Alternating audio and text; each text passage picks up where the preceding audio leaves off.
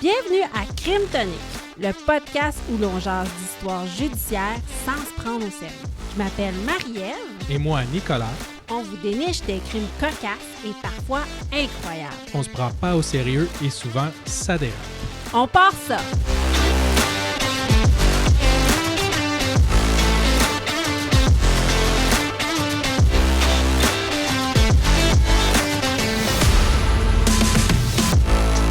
Saison 3, épisode 53. Cette semaine, mon champion est un farceur, mais sa victime rit jaune. Et moi, j'ai 2 disparitions pour le prix d'une. Bonne écoute!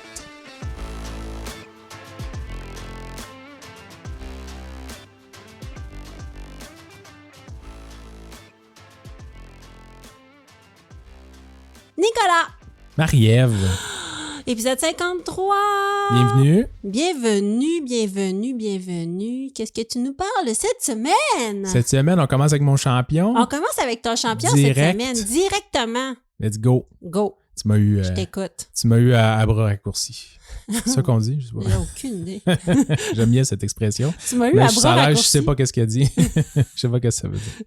Écrivez-nous pour nous dire qu'est-ce que l'expression à Nicolas Laissez veut des dire. commentaires. Pas sur YouTube. Envoyez-nous vos suggestions d'expressions qui n'ont pas d'allure. Ouais. On va toutes les utiliser.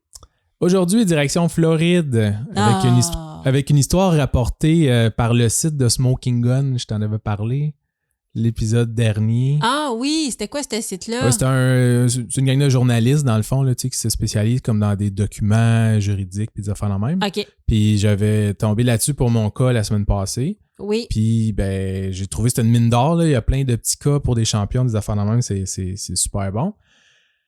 Et en plus, ça a un lien un petit peu avec mon sujet de la semaine passée. Ah, mais je t'écoute. Ouais. Tout commence avec Giovanni Bola, un médecin interniste de 59 ans. Professionnel respecté dans son milieu, sa carrière jusqu'à maintenant semblait exemplaire. Mhm.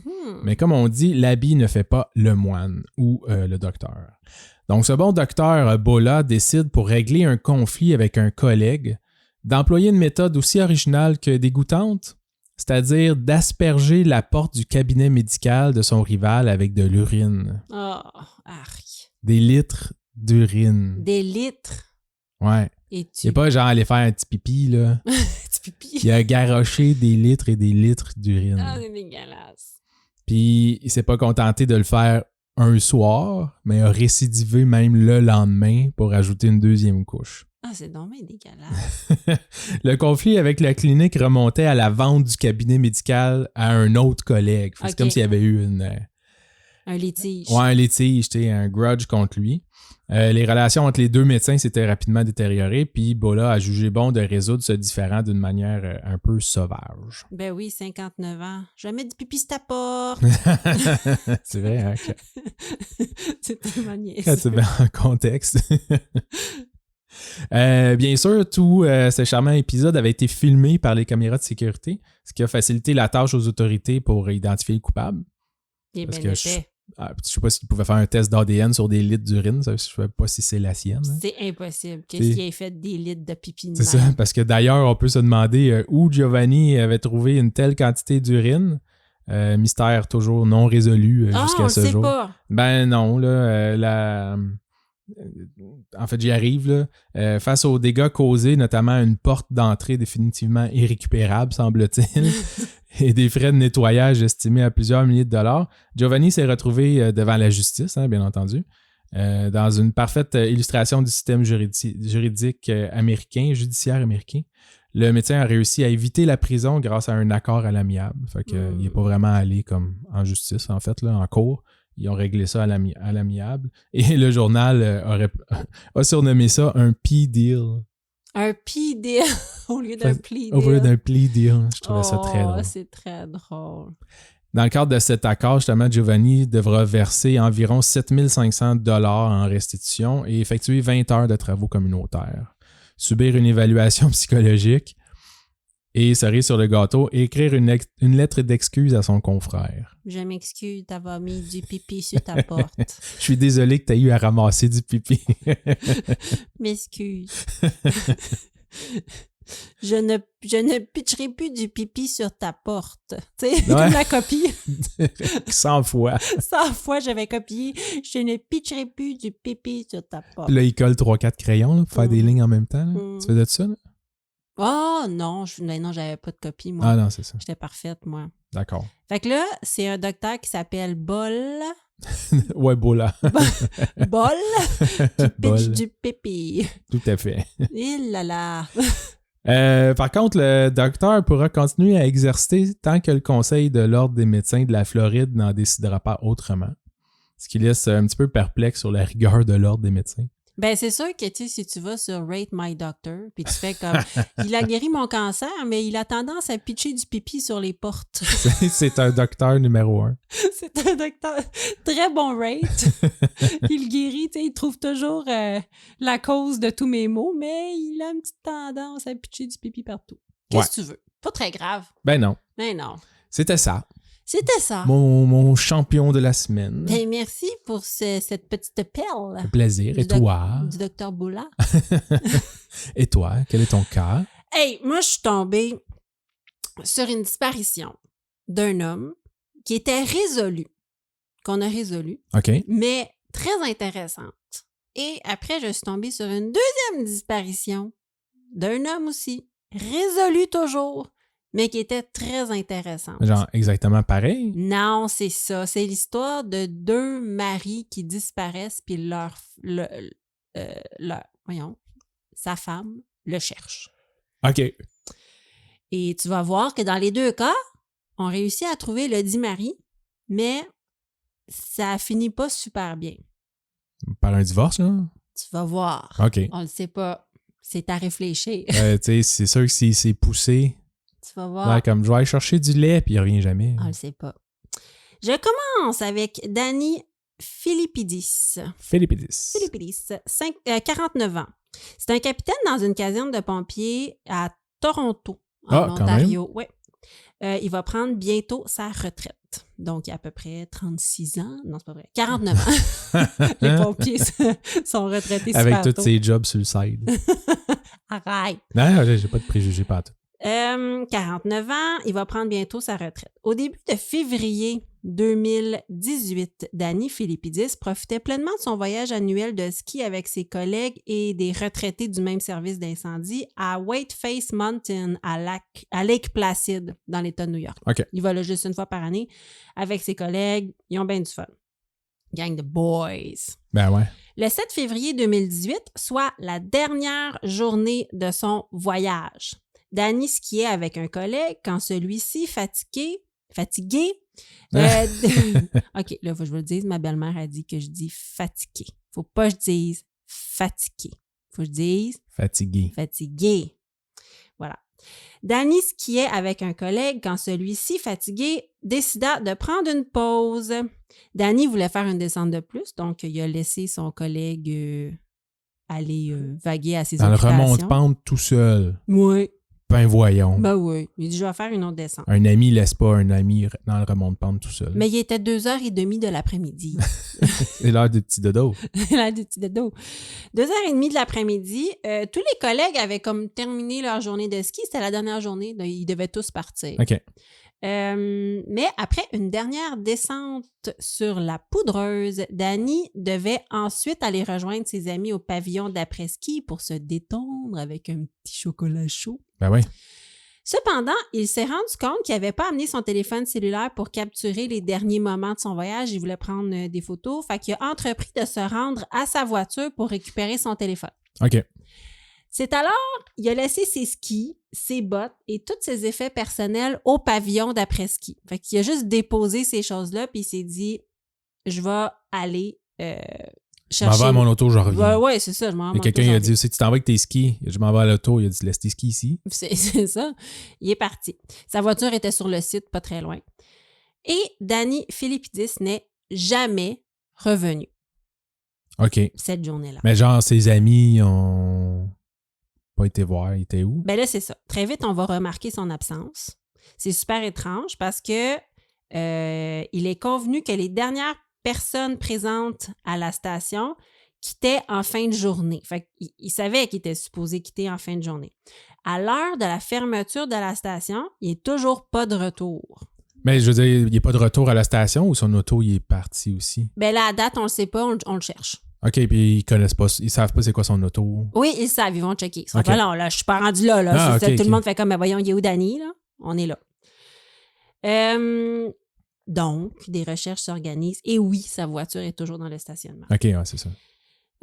On va faire des recherches pour retrouver Danny. Puis là, on se dit, mon Dieu, il est vraiment disparu. On le trouve pas nulle part. Puis on s'entend que dans une disparition, chaque minute compte. Donc, chaque heure qui passe réduise les chances de le retrouver vivant. Ouais, puis en plus, c'est l'hiver. C'est tu sais. l'hiver, fait froid. Fait que oui, exactement. Il n'y a pas ses skis. Il n'y a pas ses skis. En plus, il se met à neiger et il y a 30 cm de neige qui s'abat sur la montagne durant les 24 heures suivantes. Ouais, C'est très difficile. ouais, c'est ça. Pas une situation facile. Non, les recherches sont difficiles.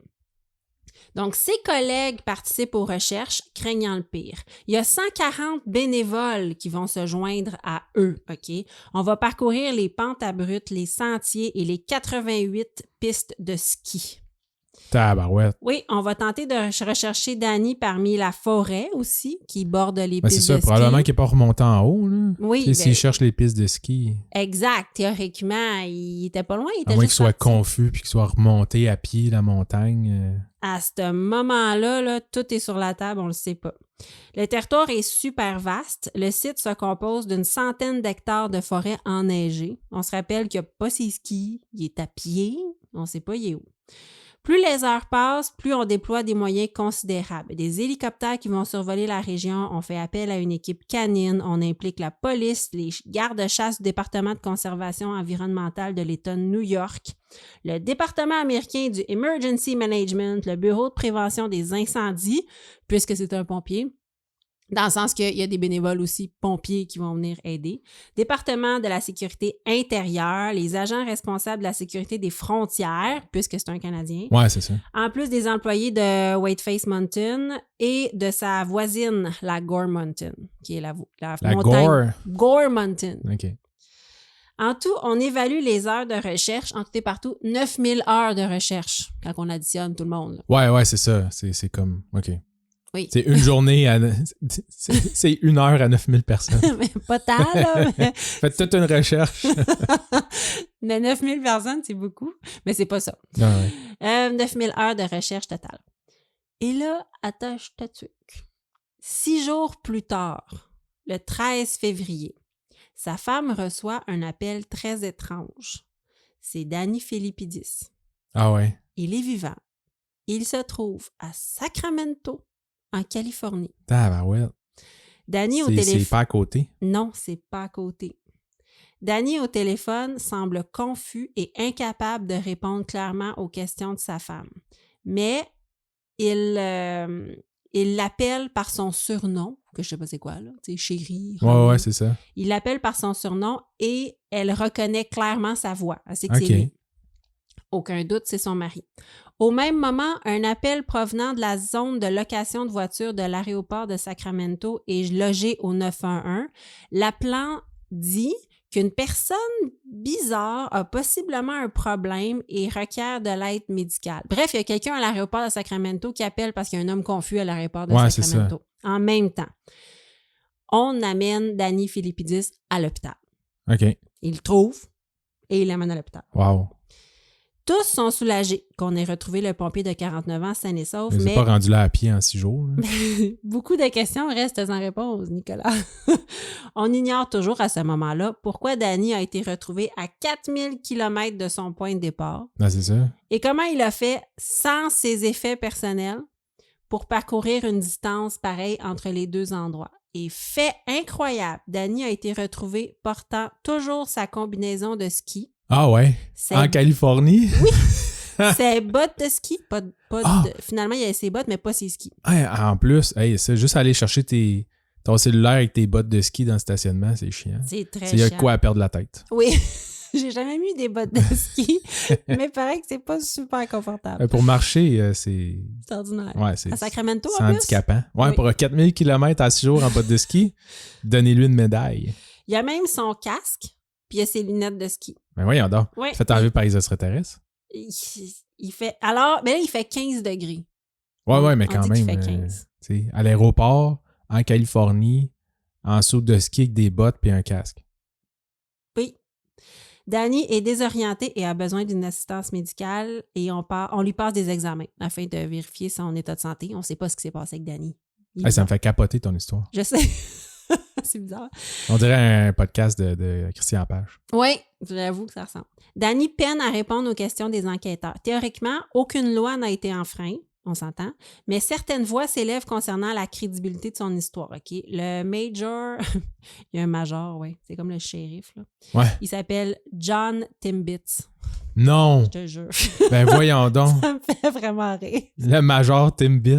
Le major Timbits. Hey, wow. Je pense que ça va être mon nouveau surnom sur Internet. C'est malade. Major Timbits. Major Timbits. OK. Le major Timbits tient une conférence de presse à Raybrook le mercredi suivant où il demande à tout le monde de ne pas tirer de conclusions trop hâtives. Il fait comme Ouais. capotez pas, là. Il doit y avoir une explication en arrière de ça. Là, les langues sales, ça suffit. Mais les rumeurs vont bon train, ainsi que des mauvaises blagues. Hein? Un éditorial avec un ton ferme dans le Adirondack Daily Enterprise réclame des excuses formelles tout en précisant qu'on ne sait pas à qui la faute revient exactement. C'est très drôle parce que l'article dit là, on veut des excuses, même si on ne sait pas c'est la faute. Ouais, c'est ça. N'importe qui, excusez-vous.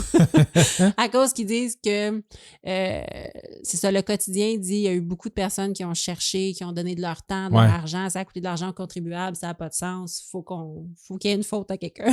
Ben oui, mais attendez de voir c'est qui. C'est ça. Tu sais, s'il s'est fait enlever ultimement, je veux dire, les recherches étaient légitimes. Ouais. Exact. Mais que s'est-il véritablement passé le 7 février 2018 et les jours suivants? Je pense que c'est les extraterrestres. Comment Danny a-t-il réussi à voyager autant sans passeport et avec très peu d'argent? Après plus de 6 mois de convalescence, entouré d'une équipe médicale, Danny Philippidis a quelques souvenirs de l'incident qui lui reviennent en pièces détachées. Lorsqu'il est parti vers sa voiture pour récupérer son cellulaire, Danny Philippidis aurait pris le mauvais chemin. Il n'a pas le souvenir d'avoir fait une quelconque chute, mais se souvient d'être revenu à lui endolori et désorienté au coucher du soleil. Il s'est alors dirigé vers ce qu'il pensait être le chalet principal pour rejoindre ses amis. Mais celui-ci était désert et fermé, ce qui l'a rendu encore plus confus. On soupçonne que c'était une erreur, que le pavillon était en fait le pavillon des enfants et qui était fermé à ce moment-là. Il a comme tombé, peut-être cogné la tête, on ne sait pas, mais quand il s'est réveillé, il est allé vers ce qu'il pensait être le chalet. Il n'y a rien qui ressemble plus à un chalet en boiron qu'un autre chalet en boiron. Non, c'est ça. Et c'était pas le bon chalet. Il ne comprenait pas pourquoi il était fermé. En fait, on pense qu'après son erreur de trajet initial, Danny serait tombé près de la piste pour enfants et aurait vraisemblablement subi une commotion cérébrale. Il se serait retrouvé dans une zone... Avec son casque? Je ne sais pas. Dans une zone peu fréquentée. OK. On pense alors qu'il aurait ailé un camion pour descendre de la montagne. Il aurait comme abouti sur une route, il aurait fait du pouce, trouvé un camion. Il a des souvenirs d'avoir voyagé dans une cabine de camion, même si c'est pas très clair. Il se souvient aussi d'avoir été malade dans une aire de repos pour camion. Okay. Donc, tu sais, possiblement commotion cérébrale. Commotion cérébrale. Ouais, il était malade. Là, s'il s'est endormi c'est ça. Dans un camion, tout, OK. Voilà. Puis après ça, dans la cabine, le monsieur qui l'a embarqué, il a dit qu'il traversait l'Utah. Puis là, lui, il était super confus parce qu'il savait pas il était où puis il comprenait pas pourquoi il était en Utah. Danny ajoute qu'il se souvient d'un mal de tête intense, d'une fatigue écrasante, puis il pense avoir dormi la majorité du trajet entre la station de ski Lake Placid et Sacramento. Après quelques jours de confusion, le chauffeur l'a averti qu'il était rendu au terminus, soit à Sacramento. Merci, bonsoir. Ça me fait plaisir. Il l'a débarqué à l'hôpital. Il l'a débarqué à l'aéroport. Ah oui, c'est vrai, à l'aéroport, il était pas à l'hôpital. Il a débarqué à l'aéroport, il a fait comme, OK, parfait, tu t'en vas là. Seul et encore confus, Danny s'est mis à errer dans la ville sans savoir comment contacter ses proches. Il n'y avait pas de téléphone, pas de pièce d'identité. Il possédait par exemple une carte de crédit et un peu d'argent comptant. OK. Il a essayé d'acheter un téléphone, mais c'était super difficile parce qu'il n'y avait pas de pièce d'identification. Puis dans sa tête, il s'est dit, il faut que j'achète un téléphone. Ben, c'est pas dur à acheter un téléphone. Mais si tu n'as aucune pièce d'identité. Ben, OK. Ben, tu peux acheter des téléphones jetables, là, je sais pas Ben trop là, quoi. c'est ça. Exactement. Oui, Des burner phones. des burner phones. Mais là, il était mélangé dans sa Ouais, ben là, tête, c'est ça. Il a pas toute sa tête, anyway. Là.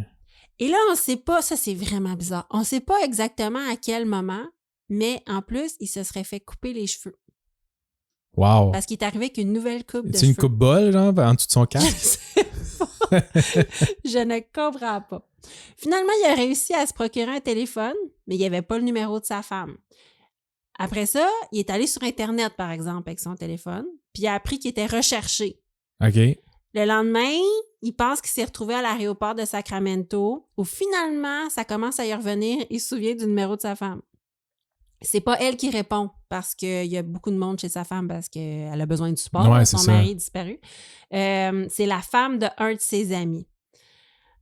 Elle va répondre, puis elle va lui dire « Tout le monde te cherche. Nous sommes tous ici à Lake Placid. » Et là, Danny va être envahi par l'émotion, puis ses proches vont lui dire « Appelle le 911, appelle le 911. » Et il y a un appel au 911 qui a été c'est ça. logé. Puis c'est peut-être même... L'histoire n'est pas claire si c'est lui-même qui a appelé le 911 ou quelqu'un d'autre qui le trouvait confus qui a appelé le 911. Mais le 911 a été appelé. Les médecins l'ont examiné, ils ont fait subir 3 séries de tests. Ils ont émis l'hypothèse d'une blessure à la tête et ça a été confirmé de façon formelle. Ah ouais, OK. Il y a eu une blessure à la tête. Il manquait pas un rein, quelque chose? Non. OK. Dr. Charles Tator, directeur du Centre canadien des commotions cérébrales à l'hôpital Toronto-Western, confirme que Danny présente tous les symptômes d'une commotion classique. Nausées, maux de tête, fatigue et des flashs de mémoire aléatoires. Il semblerait que la plupart des gens se remettent complètement d'une commotion, mais il est probable que Danny ne retrouve jamais le souvenir complet des événements. Il y a 10% environ des gens qui ont une commotion qui vont souffrir d'amnésie. OK. Qui vont avoir des grosses pertes de mémoire. C'est dû souvent aux pertes de conscience qui vont entraîner des saignements cérébraux. On parle habituellement d'une perte de mémoire de 24 à 48 heures, mais dans le cas de Danny Philippidis, ça semble hors norme. Mais il n'a pas été traité non plus, tu sais. Sur le coup, non, C'est exactement. Mais sur les prochains 6 jours, tu sais. Oui, exact. Après une semaine avant que... Puis, tu sais, on dit qu'il ne faut pas que tu dormes quand tu as une commotion. Ouais, c'est ça. Puis le gars, il l'a sacré ça. dans sa boîte de drogue, puis il a dormi pendant 6 jours. Ça n'a pas de sens. Trucker, pas vite, là, mais si tu pognes quelqu'un de confus comme ça, tu t'arrêtes, tu parles à quelqu'un, je sais pas. Là. Mais c'est super bizarre. Il est aussi possible que l'amnésie de Danny soit liée à une fugue dissociative. Hein? C'est super rare, mais c'est possible. La fugue dissociative peut être causée par un coup à la tête, un grand bouleversement émotionnel qui fait court-circuiter la mémoire. J'en ai vu, moi, quelques cas de fugue dissociative. Là, Est-ce que tu penses que tu es poursuivi puis là, tu essaies de t'évader? Ben non. Distorsion a fait quelques cas là-dessus, le podcast Distorsion. C'est vraiment qu'à un moment donné, dans ta vie, tu fuis. Tu t'en vas. C'est pas que tu penses que... C'est juste que tu te rappelles plus t'es qui. OK. Tu fais juste t'en aller. Tu sais pas où t'habites. Tu sais pas t'es qui. Tu sais pas c'est quoi ton nom. T'en as aucune idée. Puis des fois, les gens vont errer ou développer de nouvelles habitudes ou se faire même une autre vie sans savoir qu'ils sont recherchés, qu'ils ont une famille qui les aime. C'est rare, mais ça existe. Ah ouais. Ouais. Dans plusieurs cas de fugue dissociative, on observe que le sujet a fait un voyage ou parcouru une certaine distance. Naturellement, ils n'ont pas d'attache à leur maison. Ben, c'est ça. Fait qu'ils savent pas ils habitent où, ils sont qui, donc ils essayent de trouver où est-ce qu'il faut qu'ils aillent. Souvent, les sujets ne se rappellent pas avoir voyagé, mais la mémoire revient quelque peu lorsqu'ils se retrouvent dans un nouvel endroit qu'ils ne reconnaissent pas. Et là, des fois, ils vont comme avoir un flash. « Ah oui, c'est vrai, je suis Marie-Ève. » À un moment donné, ça revient. Ça revient tranquillement. Les enquêteurs ont déterminé que la seule route près de la station de ski était la route 86, une route qui était utilisée que par très peu de chauffeurs de camions, peut-être quelques chauffeurs indépendants, mais c'est pas une route que la plupart des chauffeurs utilisent. Danny n'a pu fournir une description du chauffeur ou du camion. Les autorités n'ont jamais pu retrouver le chauffeur. Et c'est pas faute d'avoir essayé, là. Non, mais tu sais, si le chauffeur... Faudrait que le chauffeur voit ça, tu sais. Oui. En plus, je comprends pas que... Ben, tu sais, c'est sûr, il est sur la route, là. C'est pas comme s'il écoutait la télé tant que ça, là, mais... Tu sais, quand t'arrêtes pour manger dans un diner, quelque chose, là, tu vas bien voir la télé, puis le gars, il est recherché pendant tant de jours, tu dois faire comme fuck, ces gars, j'ai ramassé. Là. Ouais, mais à quelque part, c'est un gars de Toronto. Je sais pas à quel point ça a été médiatisé Ouais, aux États-Unis. Tu sais, c'est ça. C'est un Canadien. Puis là, à un moment donné, plus tu t'éloignes de l'État de New York, moi, c'est grand les États-Unis, là. Ben oui. Tu sais, à un moment donné, ça fait pas les nouvelles dans les 50 États. Là. Ben, c'est ça. Mais c'est grand, mais comme tu dis, peut-être que dans l'État de New York, ça passait aux nouvelles puis dans les journaux, mais le lendemain, il avait déjà traversé la ligne vers l'Utah ou je sais pas quoi, ou un autre État, puis là, il en parle plus. Là. Non, c'est ça. Puis ça se peut que ça soit quelqu'un qui a des choses à se reprocher aussi, qui n'a pas le goût d'avoir affaire avec les autorités. Ben oui, c'est ça. Je veux dire, c'est un trucker, là. Ça se peut que ça soit pas droit ce qu'il fait. On le sait pas. Il y a plein de genres de monde, puis il n'a pas le goût de parler aux autorités. Aucune accusation n'a été portée contre Danny Philippidis. Et encore aujourd'hui, j'ai vu des articles récents, on ne sait pas exactement ce qui s'est passé. Est-ce qu'on a fait des excuses aux Adirondacks? Je ne crois pas. C'est pas, non? Non. J'ai vu des entrevues avec lui, puis il se sent vraiment mal de la situation, mais tu sais, à la limite, c'est lui qui en souffre le plus. Ouais, c'est ça. Il y a un trou dans sa vie. C'est comme quand tu prends une brosse, puis tu te rappelles plus de rien, puis le lendemain, ils font comme, non, qu'est-ce que t'as fait? T'es comme, ben, je sais pas, c'est pas de ma faute. Mais au moins, tu prends une brosse, c'est de ta faute. Lui, là, il a rien fait tombé, de mal, là, tu sais. Ouais. Si, c'est vrai. Aux dernières nouvelles, Danny n'avait pas complètement retrouvé la mémoire de cet événement, mais lors d'une entrevue qu'il a donnée 1 an plus tard, il était de retour au travail et sincèrement reconnaissant envers tous ceux qui avaient contribué aux recherches. Moi, je me suis dit, cette histoire-là, c'est soit extrêmement triste, soit l'histoire d'infidélité la plus élaborée que la Terre ait portée. Vraiment, là. Je me suis dit, écoute, s'il a rencontré une gentille demoiselle sur Tinder Sacramento, puis qu'il a fait, moi là, je vais faire à croire à ma femme que j'ai perdu la mémoire, puis by the way, il faut que j'aille me faire couper les cheveux. Ouais, c'est ça, tu sais, genre sa maîtresse l'attendait dans le stationnement du ski, là. Puis il est embarqué là, ils sont partis, ça dérape pendant 6 jours, il a gardé son stock, puis il a dit, OK, rendu là, je vais faire croire que j'ai perdu la mémoire, puis je me suis ramassé 4000 km plus loin. Ça n'a pas de sens. Parce que ça...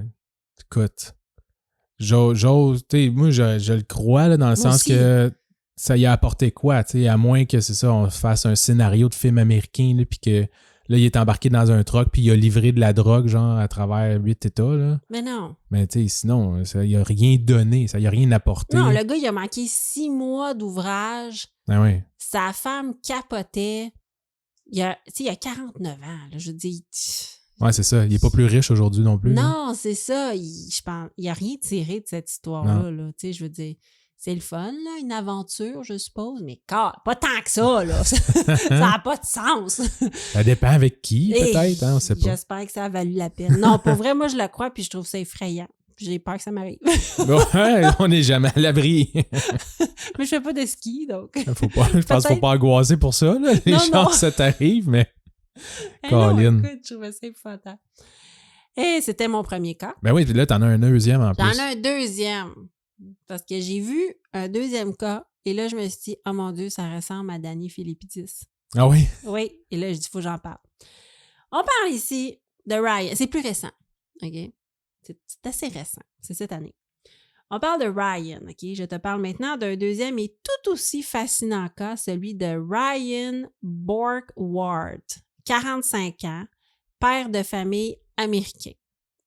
En août 2024, Ryan est parti faire de la pêche en kayak sur le Green Lake au nord-est de Milwaukee.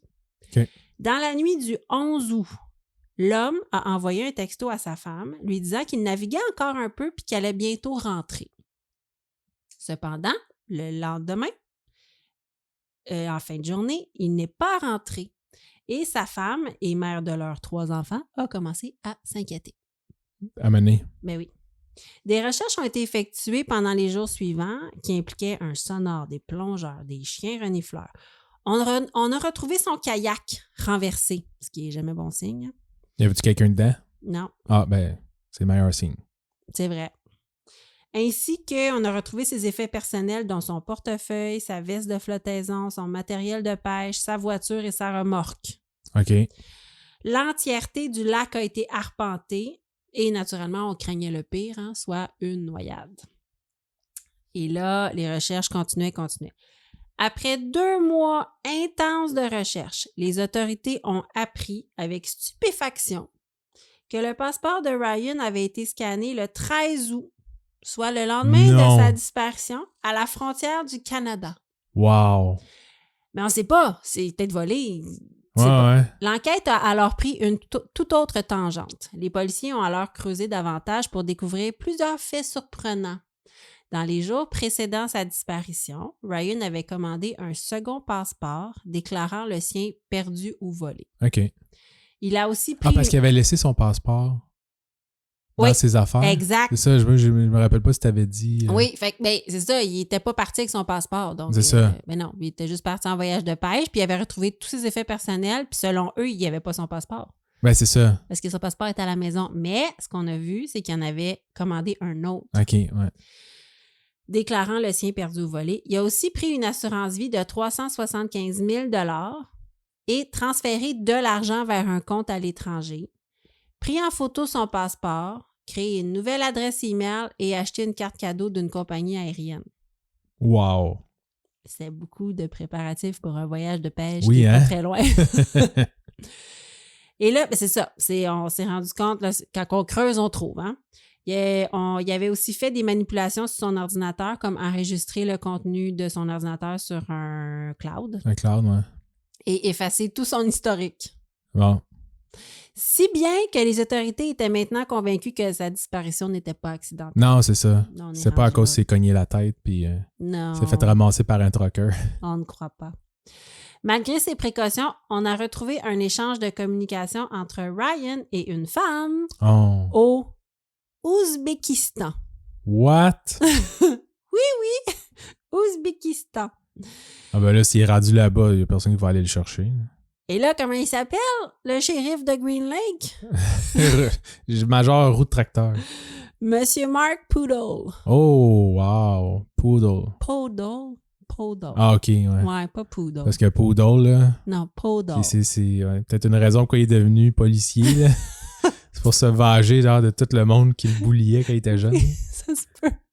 Poodle. So, Mark Poodle, le shérif de Green Lake, a fait un point de presse pour annoncer que les recherches dans le Green Lake étaient bien sûr stoppées et que, bien que des détails importants manquaient pour localiser Ryan, il s'est directement adressé au père de famille pour lui demander de communiquer avec sa famille, particulièrement pour le bien de ses enfants qui avaient besoin de leur père. Ah ouais, ça n'a pas d'allure. Mais non, il a laissé tout le monde. Ah ouais, tant pis.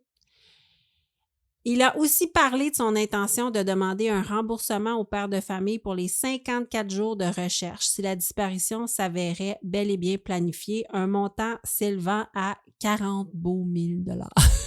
C'est pas beaucoup. 40 pas grand-chose, ouais, c'est ça. J'en attendais à pire. Quand même. Après avoir communiqué au préalable avec une femme russophone, les autorités ont pu finalement communiquer avec Ryan. Ah ouais, ils l'ont retrouvé. Le 11 novembre, Ryan a finalement envoyé une vidéo de 24 secondes aux autorités en disant, je l'ai vu la vidéo, là, on voit pas où est-ce qu'il est. Il est comme dans un couloir anonyme blanc, là, un hall d'entrée. Bonsoir, c'est Ryan Burkwart. Aujourd'hui, c'est le 11 novembre. Ça fait longtemps, là. Il est environ 10 heures du matin chez vous. Je suis dans mon appartement. Je suis en sécurité, aucun problème. Puis là, il dit, j'espère que ça vous ira. Genre, en anglais, c'est ça. Good evening, it's Ryan Burkwart. Today is November 11th. Puis à la fin, il dit, I hope this works. Okay, ouais. J'espère que c'est correct. T'sais. Les autorités ont depuis échangé avec Ryan par courriel. Celui-ci n'a pas révélé où il se trouvait, mais il a expliqué comment il avait fait pour simuler sa mort, ce qui n'a pas vraiment marché. Non, c'est ça. Après avoir coulé son kayak et jeté son téléphone, il a regagné le rivage à l'aide d'un canot gonflable qu'il avait amené dans son kayak. Exact.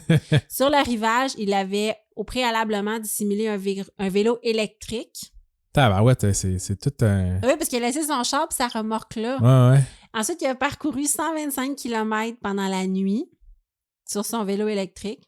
jusqu'à la ville de Madison, où il a pris un autobus pour Détroit, pour finalement prendre un avion pour le Canada. Ensuite de là, il a volé vers Paris et ensuite vers un pays d'Europe de l'Est inconnu pour l'instant. Il aurait passé quelques nuits à l'hôtel avec une femme pour finalement s'installer en Géorgie, en Europe de l'Est. J'ai checké. C'est pas... Ouais, en Géorgie, ouais. Oui, c'est ça. C'est pas, c'est pas en Géorgie où ils font des pêches. Là. Non, c'est ça. Ben, dans ma tête, j'étais comme, il est revenu. Non, c'est pas ça. Non, c'est le pays, la Géorgie. C'est ça, en Géorgie. Les enquêteurs ont carrément demandé à Ryan de rentrer à la maison. Et je cite, pour réparer le bazar qu'il avait créé. Genre... Il fera jamais ça. Il sera jamais capable d'aller le chercher en Géorgie. Là. Je pense pas que c'est un pays qui a des ententes tant que ça avec les États-Unis. Là. Le shérif, en conférence de presse du 21 novembre, est même devenu émotionnel quand il a évoqué que les enfants de Ryan seraient privés de leur père pour Noël. Tu sais, les Américains. Pourquoi tu veux un père de même? Ouais, c'est ça. Ramène pas ton père quand il est comme ça. Tu sais, je veux dire, la personne que tu connaissais n'existe plus. Là. Exactement. Là, il a tout quitté, il a sacré son camp. Il va pas faire comme « Ah, OK, je vais revenir », puis recommencer à apprendre à pédaler à ses enfants, puis les porter à l'école le matin. Là. Ça n'a pas de sens. À quoi tu t'attends? Ben, c'est ça. Tu peux pas revenir en arrière, là, c'est cassé. Là. C'est les pots sont cassés. Si tu les recolles, ça reste que ton pot, c'est de la merde. Oui, c'est ça.